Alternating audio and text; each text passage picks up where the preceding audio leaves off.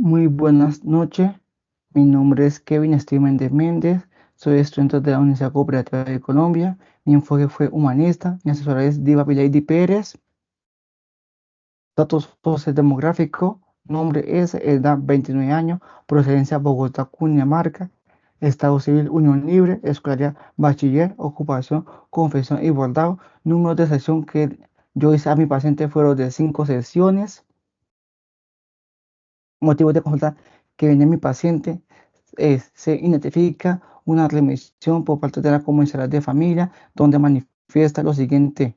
Se solicita un acompañamiento profesional para iniciar un proceso terapéutico con el fin de que adquiere un manejo adecuado de pausa de crianza, eh, propicie canales de comunicación que le permita llegar a un acuerdo en las relaciones familiares, que lleve a utilizar el diálogo como único forma de resoluciones de conflicto, a tomar decisiones acerca frente al buen trato de su hija y nieta, a tener un diálogo asertivo y respetuoso, manejar la ira y otro tema que el profesional trate de considerar pertinente y abordar.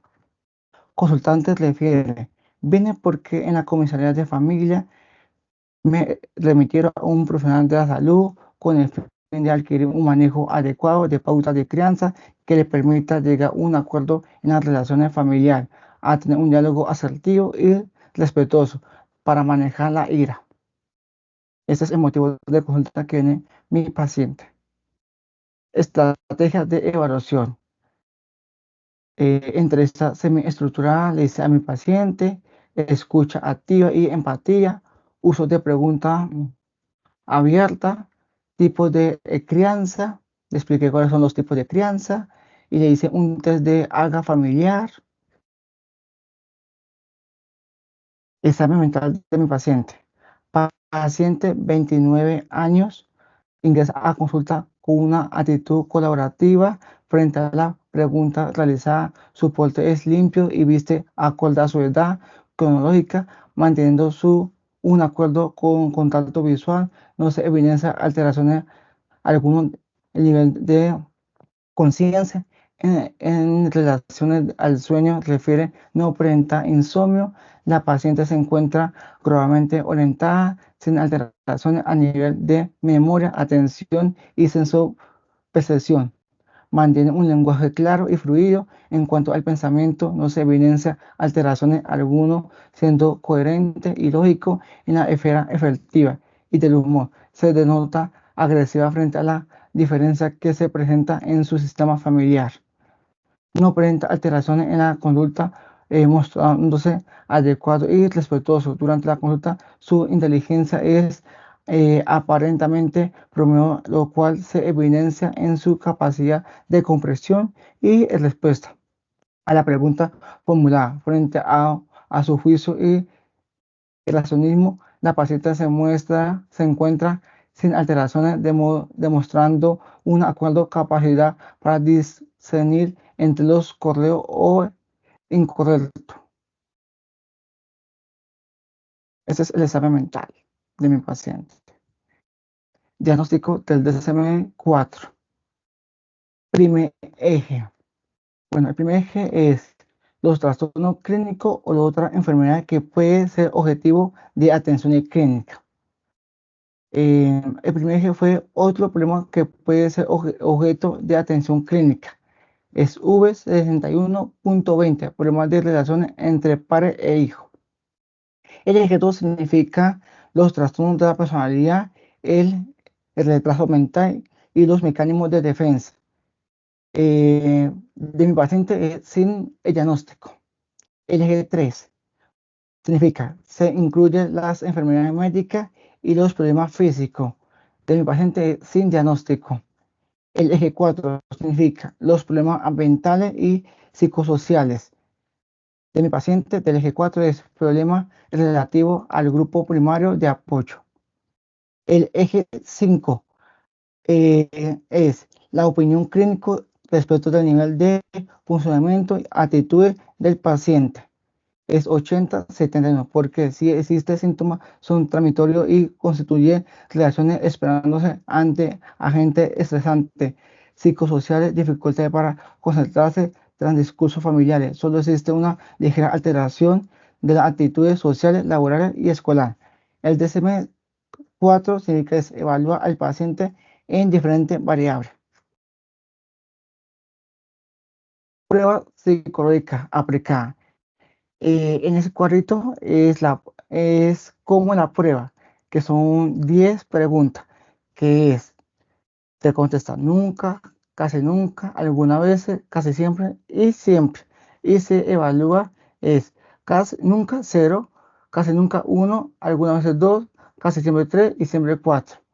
Bueno, test de AGA familiar. Se llevó a cabo la aplicación del test AGA familiar con el propósito de explorar la percepción de satisfacción que tiene la persona con el funcionamiento familiar en cuanto a la adaptación, resoluciones de problemas, expresiones de afecto, conducta de cooperación, acompañamiento y desarrollo personal.